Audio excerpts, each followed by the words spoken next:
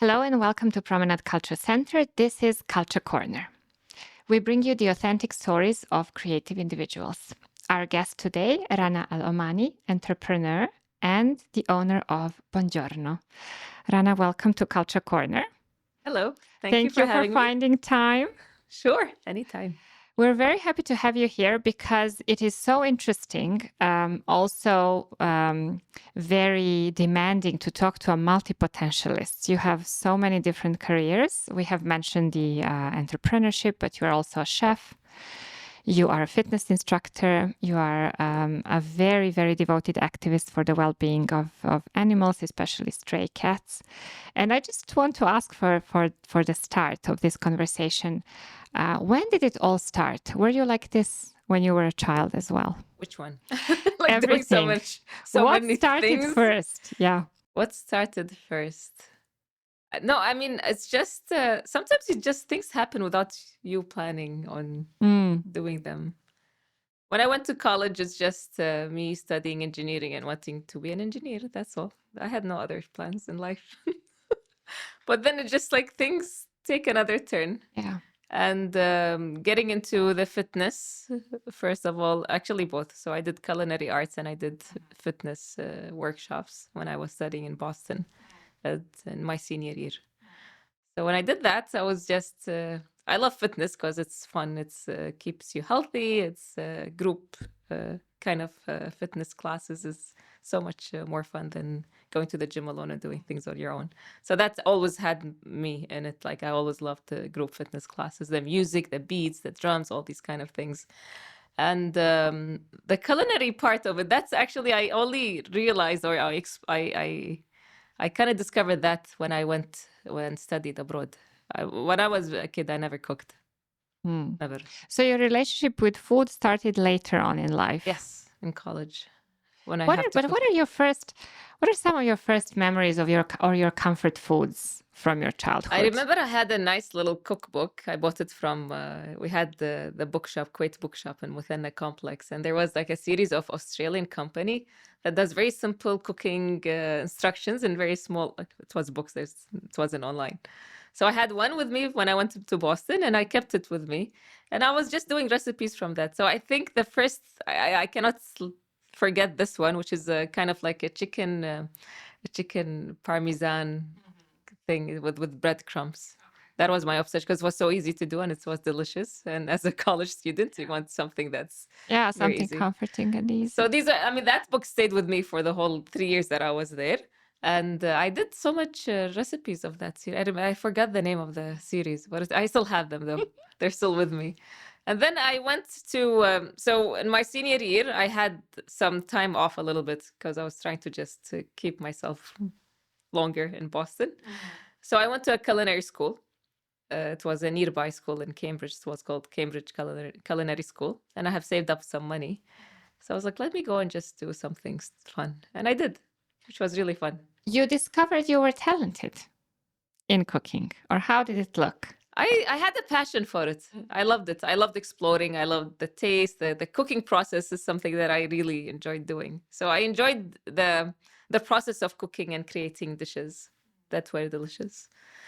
So this is maybe where the first seed for the first Buongiorno was planted. Yes. You studied engineering. And we were talking before taping that you didn't really practice engineering after finishing that. So you come back to Kuwait, and what happens next? The first job I had was a part-time fitness instructor. So I remember that was September 2003. I worked in a local gym, and I was there for part-time fitness instructor. And I taught classes. And I went there because I wanted to practice more. I just took my certificate in fitness and teaching classes and stuff. So for me, if I did not practice, I will not be able to be better. So I did apply to that gym and I was like, I need to practice my talents when it comes to fitness, teaching fitness classes. And they were nice enough to tell me, yes, go ahead, with no experience, zero experience, basically. And for me, so that was my first type of like job. Official job, and I get paid for it. And I did I think 4 hours every single day of teaching classes.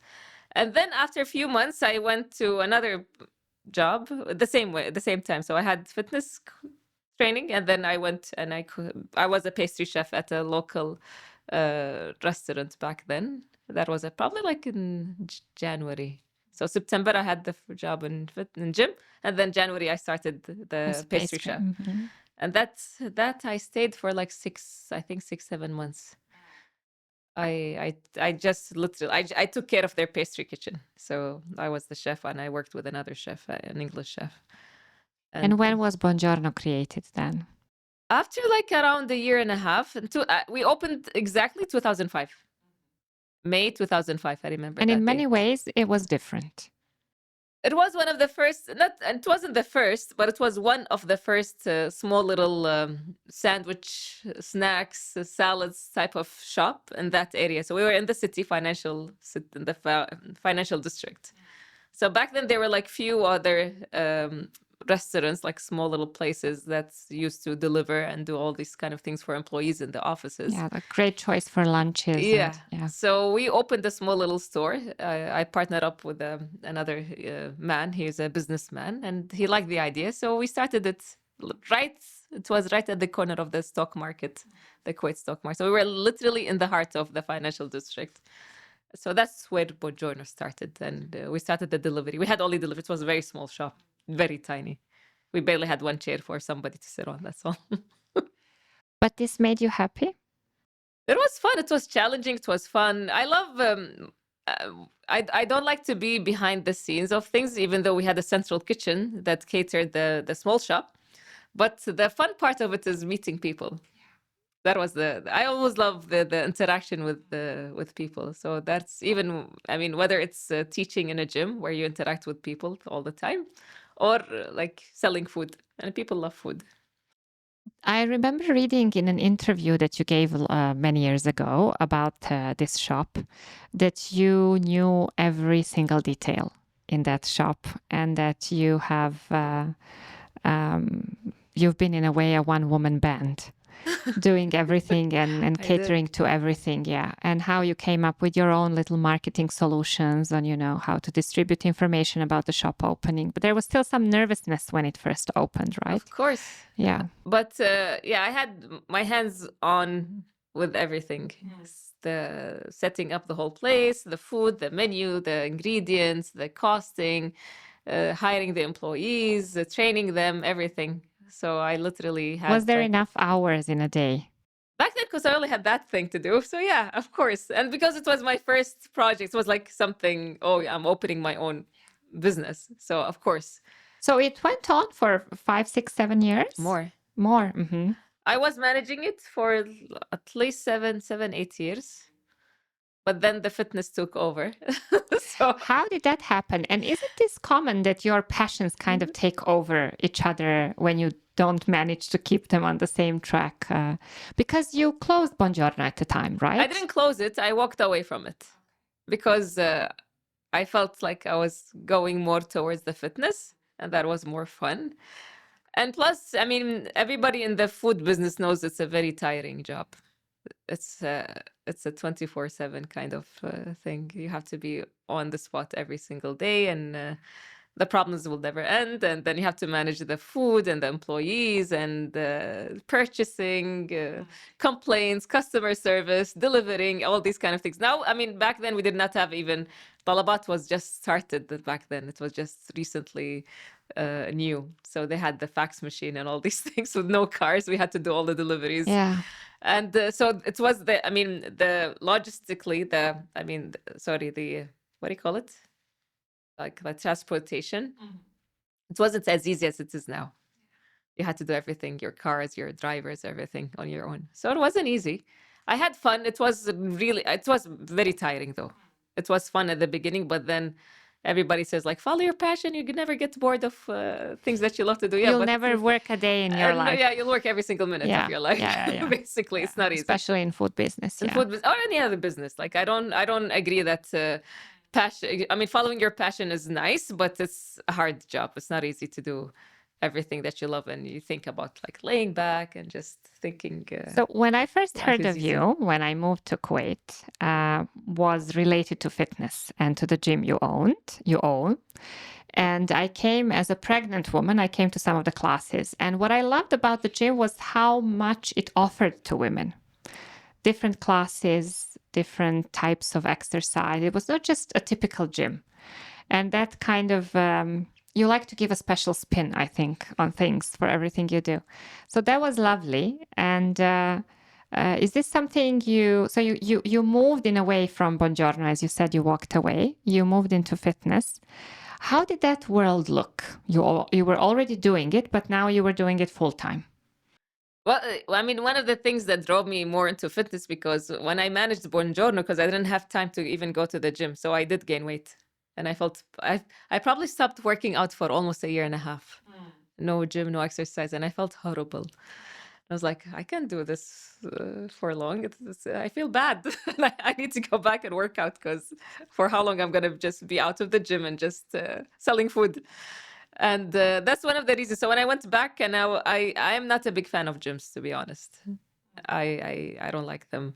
I don't like the big spaces, and I don't like going to classes where you don't feel connected with instructors and they don't know what they're doing, and people don't know each other. Like, you walk to a gym, you barely know most of the people there. You're like a stranger. So the idea of like opening a big gym, a typical big gym, was never something that I wanted to do. Instead, I was more into fitness studios, like fitness or boutique studios, or something more closer, more like just being more close to your clients, where you get to interact with them very easily, and you develop like a relationship with them. And so that, for me, that was more I mean, what I love about the fitness. And of course, it's just an instant relief. It's an instant feeling of being happy and feeling healthy. And You teach some very specific classes, right? yes, Zumba. Like melt method and Zumba Zumba. is the class that got me. Okay. That's what spiked everything up. So when I first started it in 2010, 2009, that was the hit. You like the dance, I know that. Oh, yeah. Yes. And do I remember well that you organized some of these gatherings for different dancers from around the world, or you actually traveled for some? No, I did both. Can you share some of these experiences? Well, one thing you have to know, like when I took my fitness certificate in 2003, up to around maybe 15 or 12 years after that, I kept going every single year for the fitness conventions. That's where I get inspired. That's where I get to see what's there in the world, what's new, what's up to date. Like, I have to be there and present and attend like a whole week of classes and fitness and all these things, just to be aware of what's going on in the world. And that's, at the same time, I developed great friendship with the great, amazing world-class instructors. Plus, that's what you get inspired from, because if you stay here, you want to really, and I'm talking about like almost 20 years ago. So part of that is just you get to see how world master trainers get to train and how they interact with people. So you get inspired, you want to do the same and you want to be the same. And yeah, of course, I met great instructors and I invited them to Kuwait. And most of them are oriented towards the dance, because I mean, I'm very passionate about dancing. And especially back then, it wasn't as popular as it is now. And people had some kind of like a weird intake about it. They're like, oh, you're teaching dancing? You're a dancer? Even though it sounds much better in English, when you say it in Arabic, it doesn't sound nice. It's like a low kind of class thing that you do. A different feel. Oh yeah. So I had a lot of, I had my share of the arguments back then. You're like, you're a dancer. How can you teach dance? Is that even a job? Like, yeah, I do. So I had to do some kind of manipulation towards people to get, especially with Zumba, because it's so much fun. Yeah, it's very energetic dance. It is. Very with a lot of connectiveness between the people who are dancing in the same space. I came actually, and we laughed the other day when I mentioned that I came as a pregnant woman to a pregnant Zumba ladies class. I barely survived, honestly. But yeah, it's fun. It's music. It's fun. It's it's connection with everybody in the class, and it's just an amazing 1 hour of full energy. And again, I love Latin music, even though I don't understand what they're saying until now.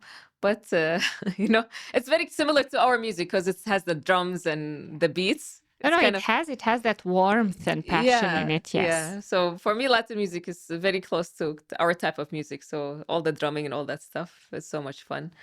And so I also brought Masala Bangra, Serena Jain. She's a creator of an Indian workout kind of thing. She came, I think, three times, I think, to Kuwait. We did master classes and events. I bought, what's her name? Miss T. Tripoli, the groove method, which I still go to her classes and retreats and stuff. That's another level of This dancing. is amazing cultural bridging you've been doing. Oh, yes. Mm. Again, back then it was very weird to many people. I can imagine because the things were new, the concept was new. Yeah. It needed some explanation and some raising awareness around the dances. Yeah, and I'm glad because when I started Zumba, I'm still connected with many of the ladies that I started with. And to this day, I'm very grateful when they come to me and they're like, if it wasn't for your Zumba, we wouldn't be working out until today. Yeah. So for a lot of them, it opened up their mind about working out and going to the gym and taking care of yourself, and workout can be fun. It's not boring. You don't only have to lift weights, which I love to do. But again, there's so many different types of working out to keep yourself healthy rather than just go lift weights, do machines, and then go back home. I've learned the importance of like moving and using the small muscle by watching some of your stories on Melt Method that you posted earlier. Oh, Melt Method. Yes, and you're very passionate about it, right? You are a certified instructor, Yeah. and yes, what is it actually? It's a self-care. It's a self-care method or a technique that you apply using a foam roller. And we have the small little soft balls that works on your fascia. It's still new to the fitness world, and I've got to know about it many years ago. I think more than 10 years ago, when I met the creator Sue Hitzman in one of the fitness conventions that I was attending. And since then, it's just grabbed my attention because yes, it's important to work out and do all the fitness stuff and take care of your body and build muscles and all these things. But on the contrary, you have the other stuff where you feel pain and you feel aches and you feel your joints are hurting you. And as you grow older, especially when you're hitting 45 and and above, that's where you get, oh, that's what they were talking about. Wait till you get 45 and then let's see how you feel. And now I can more, relate myself more into the technique of Melt Method. So basically what we do is we just release stress and release, it's like massaging your body in a nice way. And it gives you also awareness about your body, how you understand your body and be more aware of your aches and pains more and all these present things. in your body. And plus, like, it's got to do more with the fascia release and hydrating your tissues and all these, which is still new in the fitness world. Not a lot of people are still convinced about the idea of fascia and how it affects your whole body. But in the last years, I've been doing it more, and I've been wanting to spread the word more about Melt Method. And what really opened my eyes is 2019, I went to West Virginia and I attended an integral anatomy class. It was a 5-day class where we had to basically do anatomy on people. Persons. Yes. So, and that opened my eyes and made me understand how our bodies are fragile, and we don't have to beat ourselves up to just be healthy and all these things. And in the name of the healthy, you don't have to create pain and create torture. So you can do it nicely and easily and take care of your body as well. A lot of your travels in the past are somehow a connection of like cultural elements related to either fitness or food. Do you enjoy these travels, and how much do they do for you? I wish I can do like I wish I can just live my life doing Traveling. that only. Yes, I love to agree. travel, and I love food, and I love meeting people and I remember you're very invested in people. I remember one trip you had, I think, to the Netherlands. Yeah, where you went to a farm, right? Yeah. There was a series of farms. Was this? I know you were posting about it at the time. This was pre-COVID, I think. Yeah. And all travels were pre-COVID. was this Everything stopped after Everything has changed in the meantime. We'll talk about that as well. Were this particular trip, was it about food or was it about fitness or just leisure and joy? I think you're talking about it was an old ladies trip that we did with Fatma Al-Mutawwa, with I am Ruhla. not sure of the Yeah, other we were a group of participants. Kuwaiti Yeah. women that Yeah. we went, and I did. It's a series of you get to explore the city and all those places in that country, and then we did some melt method classes. We did Zumba. We did. It was like a program. So I did few classes, and then we had the time to go and explore the food and the farming and all these kind of things. And the city basically is just like it's a tour kind of a thing. I would like to for us to go back a little bit into the past with your first restaurant or a shop, and just to mention, we've mentioned how you were first in many things or among the first who did certain things. I'd like to touch on the role of a woman in a very specific society. How was it for you back in the day as a woman entrepreneur, as a woman boss? Was it dominantly a man's world? The food business. Oh, the food business. Oh, yes. Yeah. But it's not like I was getting. Wait, no. Let's go back. I'm asking on the positive side. So this is not a question. This is not a question to start, a complaint. No, I'm talking about 20 years ago, and back then there were no women chefs. We were like few. I think there was another few ladies who did get into the food business and on hands work in kitchens. So we were very, very handful. So it's not a nice job, to be honest, to be in kitchen all day with all men. It's not nice. It's not about not nice, but like you feel like it's a man's world, yes, because you're the only woman there. It's not that I had bad experience or anything. No. No, I'm asking about the positive sides of it, the inspiration behind it. It's a hard job. It's not easy. Like I used to go there and on some days you work for like straight 10, 11 hours, especially on the weekends because you had more customers. So yeah, I go back home like around 11 p.m.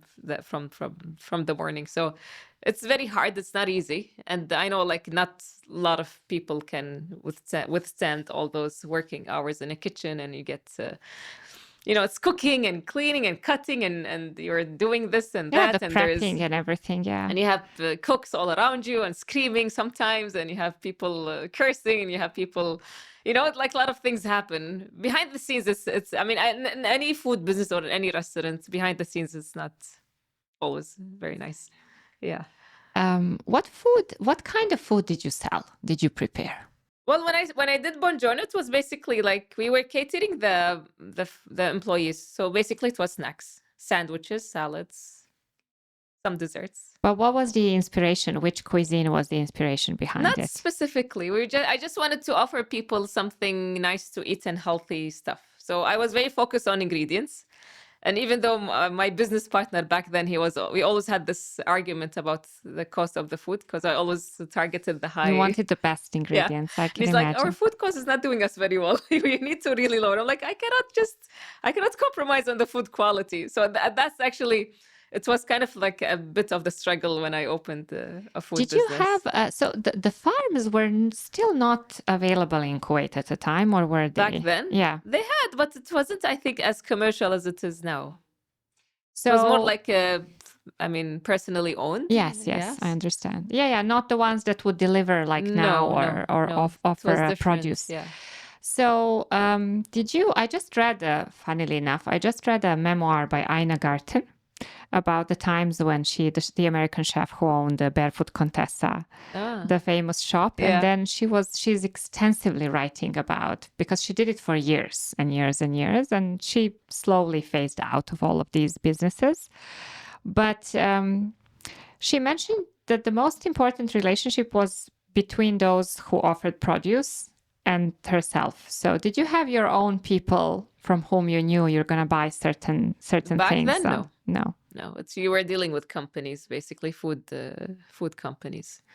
But I did one thing. I used to buy our own vegetables.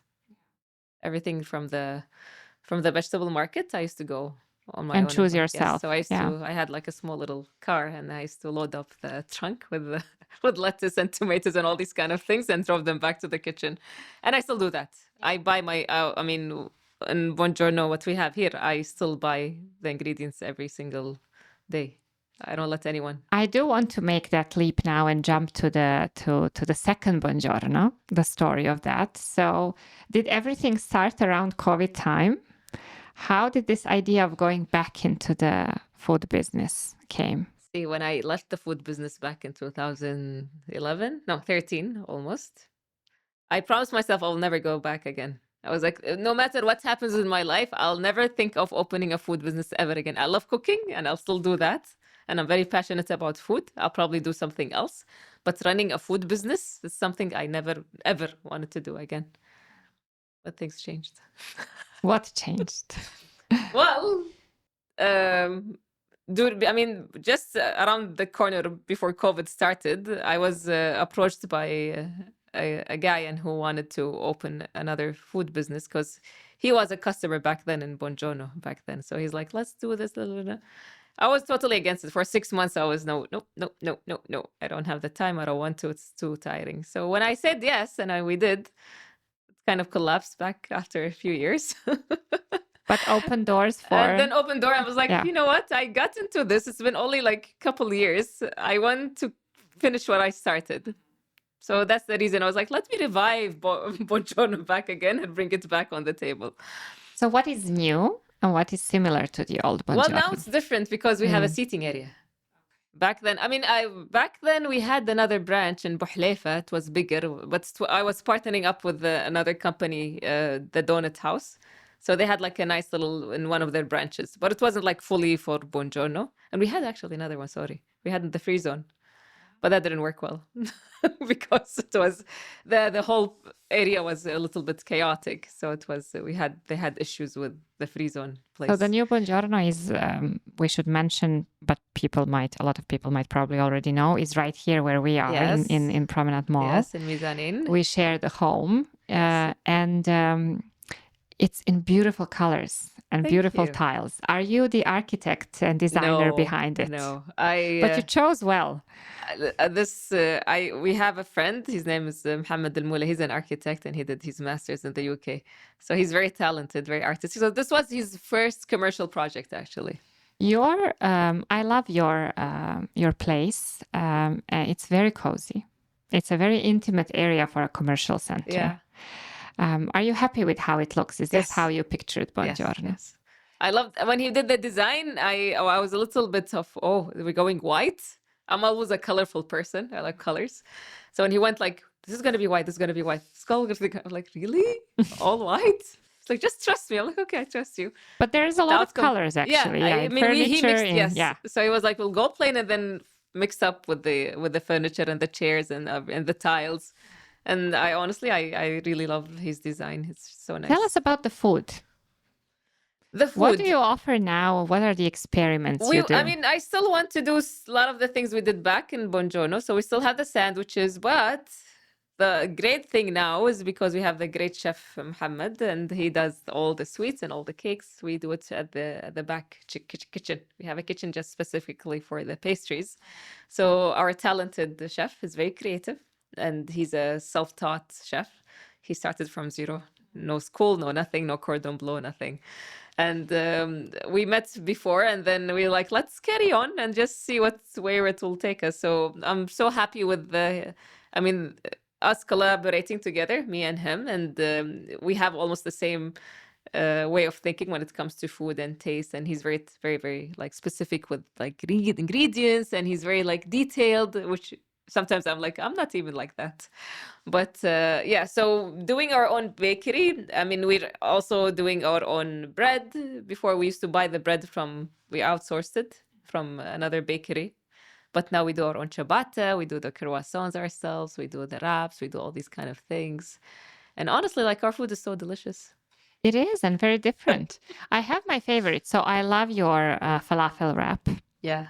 Which we might change. We're changing. Yes, I've heard. Yeah. Okay, I'm into for trying. I don't mind. And I am the biggest fan of the lemon tart. Yeah, that's one of his first creations. This is So just nice. Yeah. this is exactly the thing I like. But other things are lovely too. Your salads, your other desserts.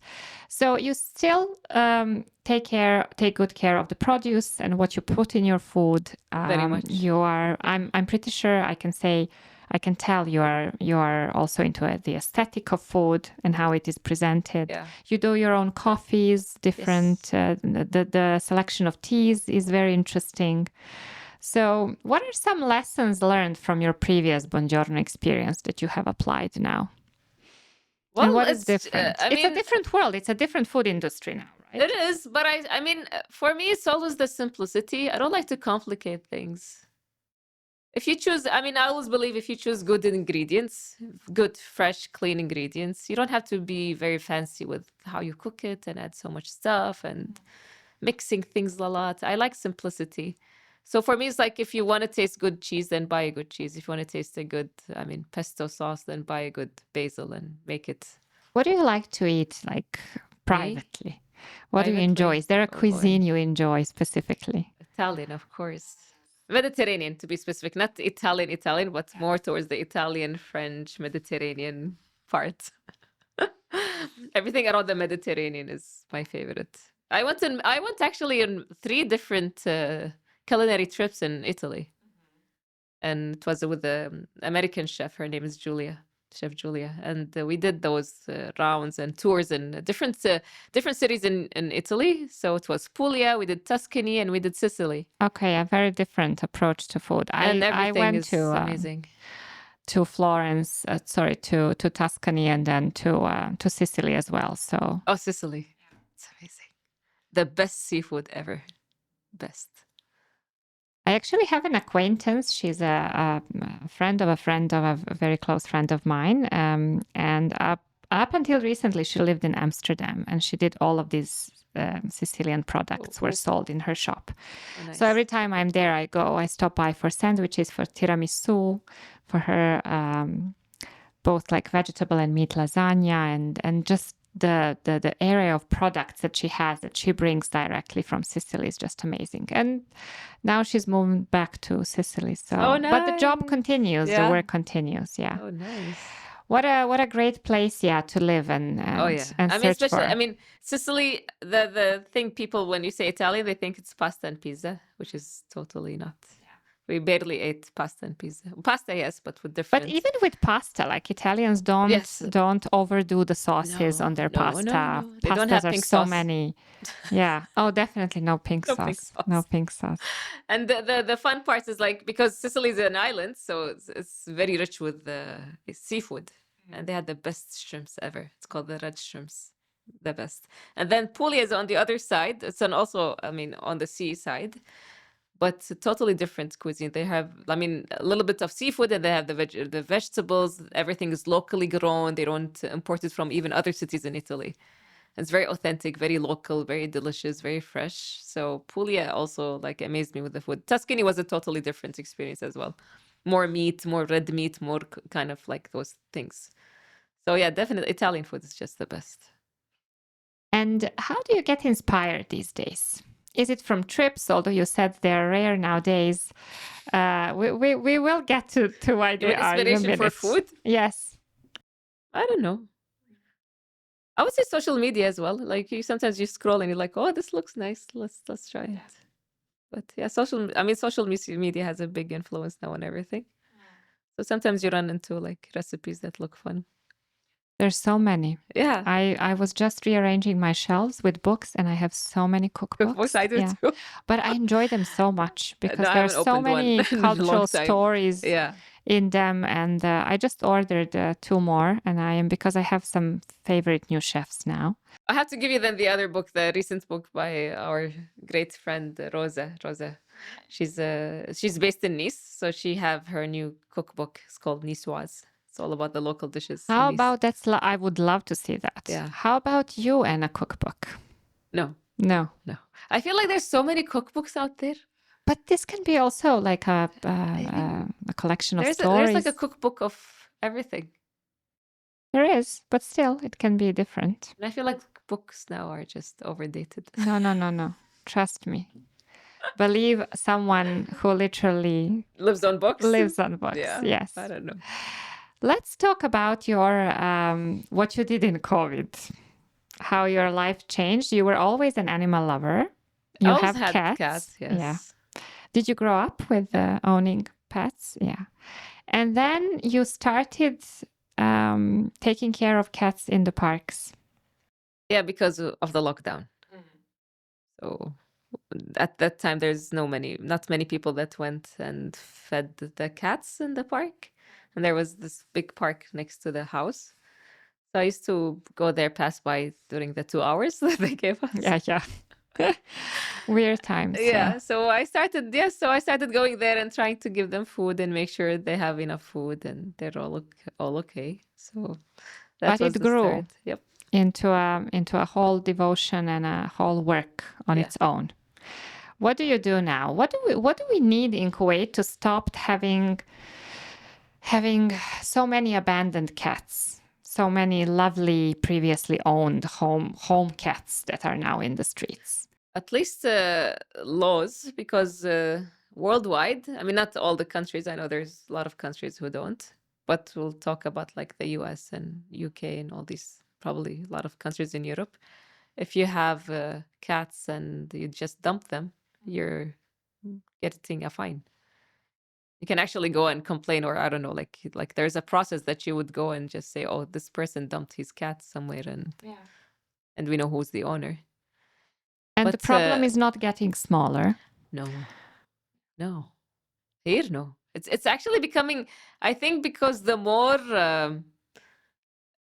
people know about rescue groups, the more they are in ease with dumping their pets. That's a vicious cycle in which They're we like, need more groups and then we dump cat. more. Yeah, let's dump and somebody will rescue the cat. Even though they don't, like a lot of them, they do die. You have a very large number of cats you're taking care of right now. And you're trying to make sure they're doing fine. You're trying to send them away to families who would adopt them and so on. Are you completely on your own in this work? Do you have help? Do you have support? The physical work, yes. Almost, I would say most of the work, yes. I do have some help, kind of like I have somebody who helps me to clean up the shelter. But most of the work, like, because cats need a lot of attention when it comes to their well-being. Yes, they eat and they're not like dogs. They don't need your attention 24/7. But if they're sick and they get dumped and they get a virus and they need medication and they need treatments, it's a long process. It's not easy. So taking care of that many cats, it's not easy. This has stopped your traveling, your frequent traveling. Basically stopped everything else in my life. So how do you see, if you needed to share some words of wisdom to people regarding the cats, what is it that we need besides obviously strict laws and potentially fines? Is it more awareness? Do we need to work more with children, understanding the behavior of cats and our relationship with cats? Obviously, well, it's pets in general. Like, I don't understand when you travel and you see how people in Europe and the US, how they treat their animals. You're like, why are they different from us? How come their people are different from our people? I mean, the amount of torture that happens, and that's not like, I'm not talking about in Kuwait, but the whole Arab world. It does happen. Everybody's going to say, oh, but it does happen in everywhere else. Yes, it does. But we have more condensed torture when it comes to mistreating animals and just, I don't know. The horror stories that you get to see on social media when it comes to treating animals is just overwhelming. I'm thinking whether it would be useful to maybe call for some volunteers, as we have an opportunity now. If you are willing to help with the cats, call Rana.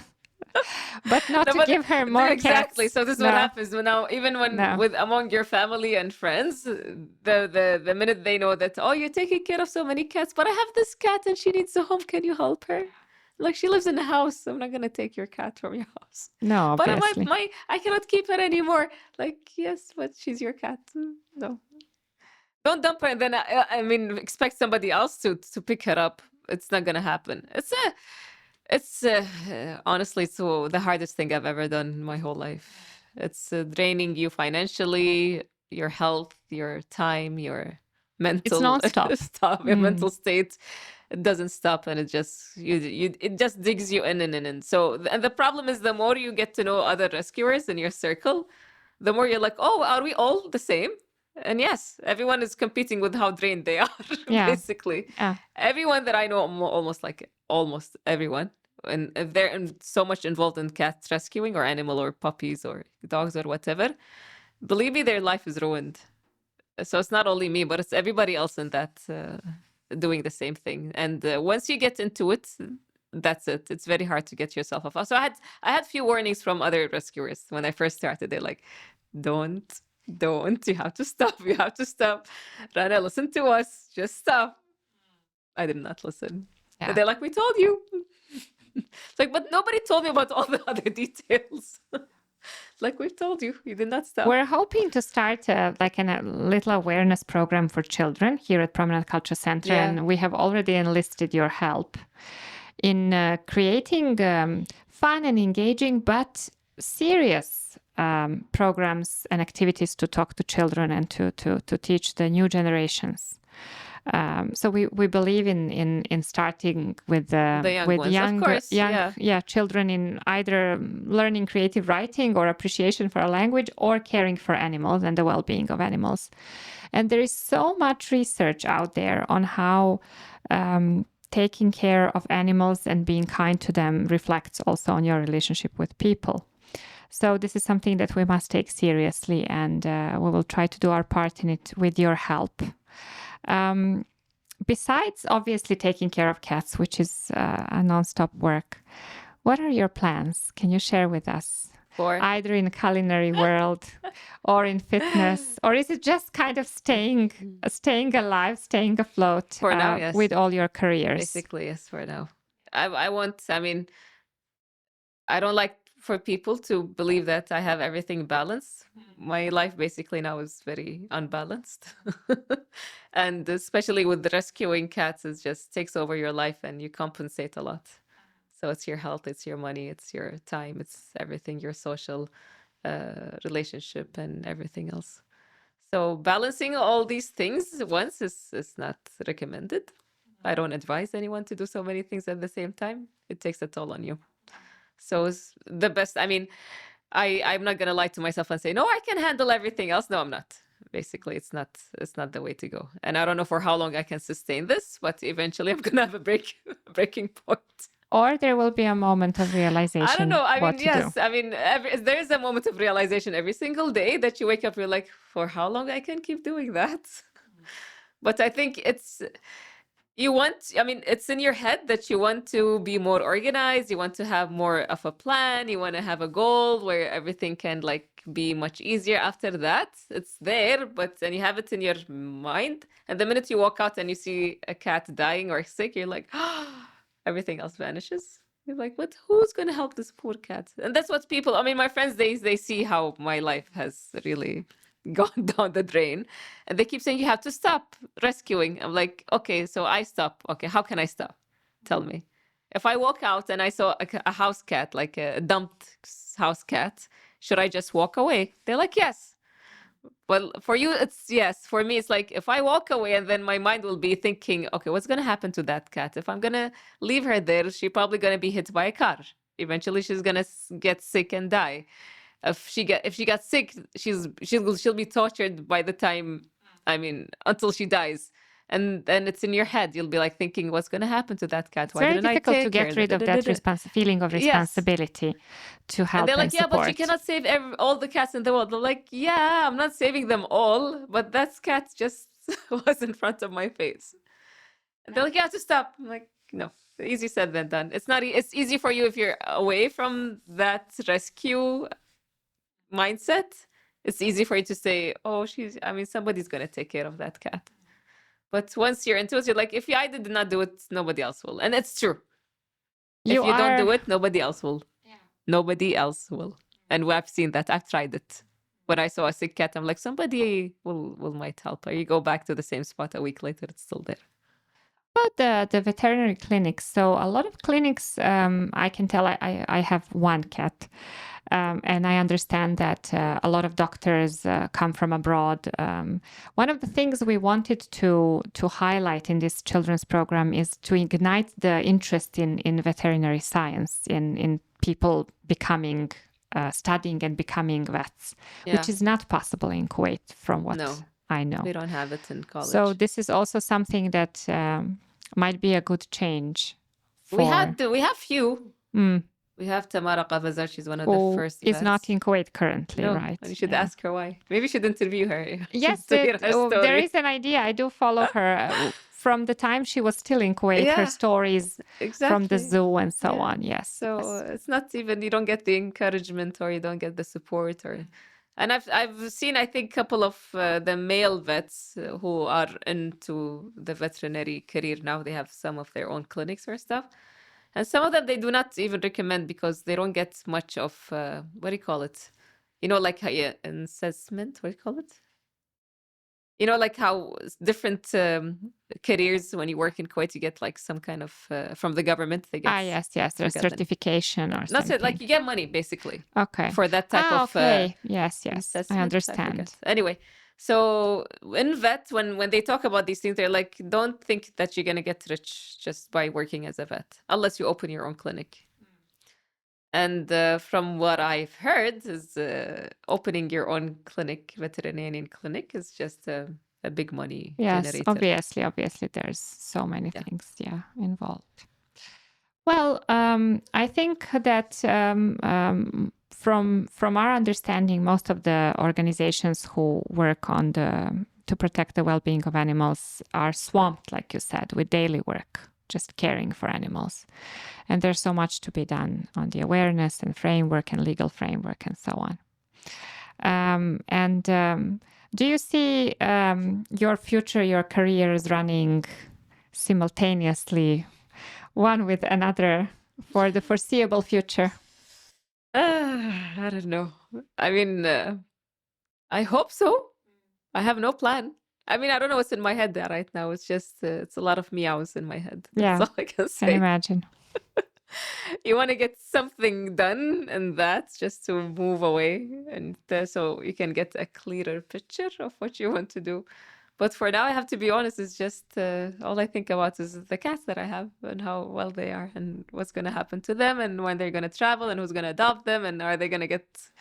I mean, I'll have less numbers in the next 6 months and all these type of things. So much work for the fur babies. Yeah. And you feel so bad because they look so cute. Yeah, I believe. I mean, they don't understand what type of work we're doing, I know. Obviously, but then when you look at their faces, you're like, we have adopted a cat that was abandoned, and that totally made sense at that moment. Not looking for a kitten, but just getting a cat that somebody left, who lived in a home and, just couldn't fend for herself in the streets. So I understand that.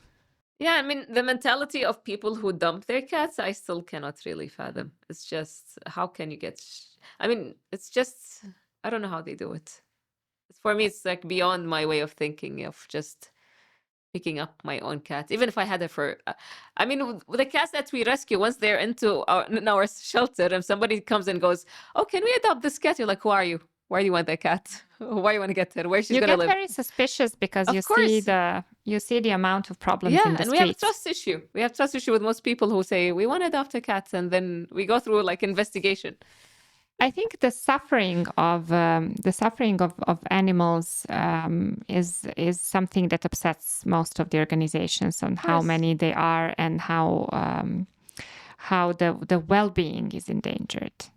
It's not even a question of what type of cat it is, or we're looking into the reasons of why this is happening and how to stop it. Especially with dogs. I mean, the population of stray dogs has risen so much in the last few years. And people blame the dogs and they poison them and they hurt them and they kill them. I'm like, go to the source. Where did they did not drop from the sky. I mean, go to the source where people did dump their dogs and they kept growing. So the approach is, I mean, unacceptable. If it's a mistake of a human, you cannot just get rid of the dog because we humans are so terrible in making those decisions. So I mean, the struggle with the dogs is even bigger than with, I mean, cats, they're still small and they're still like more acceptable. And we've always had cats in Kuwait ever since, I mean, I don't know, since Kuwait was created. So cats are a little bit more on the, I mean, acceptable, Easier I to say, tolerate, yes, yeah, but than dogs the now are dogs. creating so many problems with people, I mean, claiming they're attacking them, they're biting their kids, and they see them as a danger zone. Like, we don't want dogs around us, we don't want to approach them, we're afraid that we and our kids, our families will get hurt. But again, I mean, some of the organizations, they're trying to do their best in creating a shelter, doing those things, which the government is not doing at all. So, but it's a lot of work. You cannot, like, 2, 3, 4 people, 10 people, 20 people is not enough. You need the resources, you need the space, you need financial support constantly for their food, medical care, for their spaying. It's a lot. It's not easy for anyone to do. But we're hoping that this platform, this talk that we have, also opens some eyes and ears. Yeah. Sharing more information is never a bad thing, and working tirelessly on raising awareness is crucial. Thank you so much for this talk. Oh, you're welcome. Our time flew very quickly, and we just touched upon all the things that you do and create in life. And thank you for the great energy you put into everything you do. Thank you so much. We hope to see you very soon at Culture Corner. I'm very grateful for this. So see you soon, so much Rana, for inviting me. Thank you. You're very welcome. Thanks. Thank you.